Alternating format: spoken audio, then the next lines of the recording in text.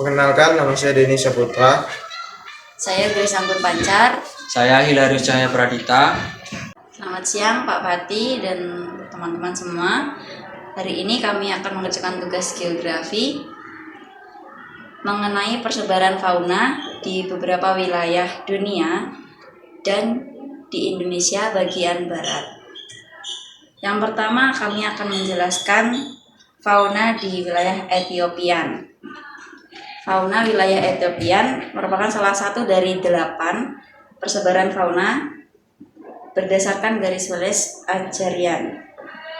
Fauna Etiopian terdiri dari wilayah Afrika bagian selatan Gurun Sahara, ujung barat daya Saudi Arabia, Pulau Madagaskar, dan juga beberapa pulau kecil lainnya. Kemudian ciri-ciri fauna yang ada di wilayah Etiopian ini yaitu keanekaragaman vertebrata yang tinggi. Vertebrata itu fauna yang memiliki tulang belakang atau seperti memiliki ekor. Kemudian memiliki banyak mamalia bertubuh besar, tidak ada amfibi berekor, dan kata pohon. Kemudian memiliki banyak kesamaan dengan fauna wilayah oriental. Kemudian selanjutnya itu fauna wilayah Palearktik, yaitu fauna wilayah Palearktik memiliki wilayah persebaran hewan yang paling luas dan terbesar di dunia. Nah, daerah persebaran fauna Palearktik meliputi sebagian besar benua Eropa, Rusia, Siberia, serta sekitar Laut Mediterania hingga Afrika bagian utara, Asia bagian timur, Jepang, dan Cina. Jenis fauna wilayah Palearktik sangat bervariasi karena kondisi lingkungan, curah hujan, dan hingga perbedaan suhu. Karakteristik fauna wilayah Palearktik itu yang pertama itu umumnya didominasi oleh hewan yang berbulu. Yang kedua itu memiliki kemampuan beradaptasi dengan suhu yang sangat dingin, memiliki postur tubuh yang besar. Kemudian fauna wilayah Palearktik ini memiliki sejumlah kesamaan beberapa fauna yang ada di wilayah Nearktik. Selanjutnya, selain persebaran fauna di wilayah di sebagian dunia, kami akan menjelaskan persebaran fauna di Indonesia bagian barat. Silahkan Dina. Persebaran fauna di Indonesia. Persebaran hewan fauna Indonesia tidak terlepas dari sejarah pembentukan kepulauan Indonesia. Bagian barat seperti Sumatera, Jawa, dan Kalimantan memiliki kekerabatan dengan hewan Asia karena pernah menjadi satu daratan. Wilayah Papua memiliki kekerabatan dengan hewan Australia. Fauna di Indonesia berdasarkan garis Wallace dan garis Weber.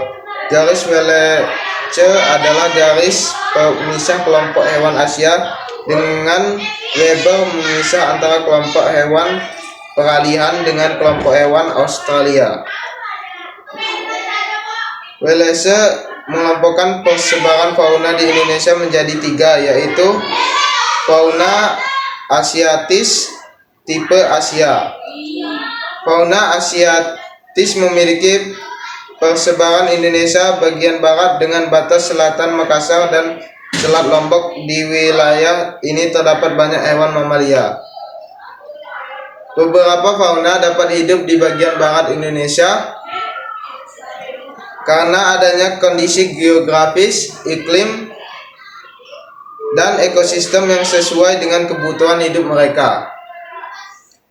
Berikut adalah beberapa alasan mengapa fauna dapat hidup di bagian barat Indonesia. Yang pertama ada keanekaragaman hayati. Indonesia dikenal sebagai negara dengan keanekaragaman hayati yang sangat tinggi. Pulau-pulau di barat Indonesia seperti Sumatera, Jawa, dan Kalimantan ini memiliki beberapa ekosistem dan lahan basah. Keanekaragaman ekosistem ini menyediakan berbagai habitat yang sesuai dengan kebutuhan hidup sebagai fauna. Yang kedua adalah kondisi iklim.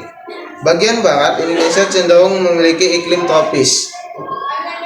Dengan curah hujan yang tinggi sepanjang tahun, iklim ini mendukung pertumbuhan vegetasi yang subur dan beragam yang menjadi sumber makanan bagi fauna.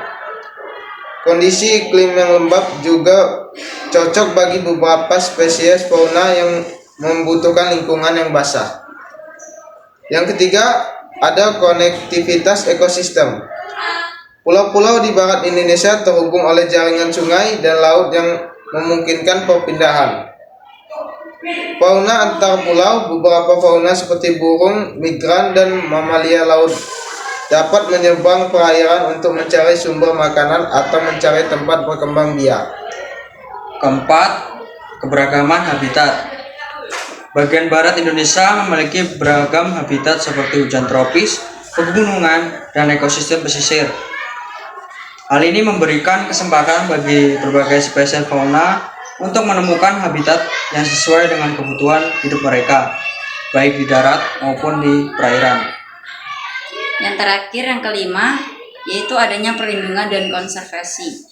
Beberapa area di bagian barat Indonesia telah ditetapkan sebagai taman nasional, cagar biosfer, atau kawasan konservasi lainnya. Upaya perlindungan dan konservasi ini membantu menjaga keberlanjutan ekosistem dan memberikan ruang bagi fauna untuk hidup dan berkembang biak.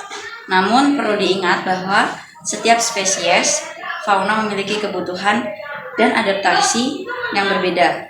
Beberapa fauna mungkin hanya mampu bertahan di habitat yang sangat khusus, sementara yang lainnya dapat menyesuaikan diri dengan berbagai kondisi lingkungan mereka. Sekian presentasi dari kami. Terima kasih.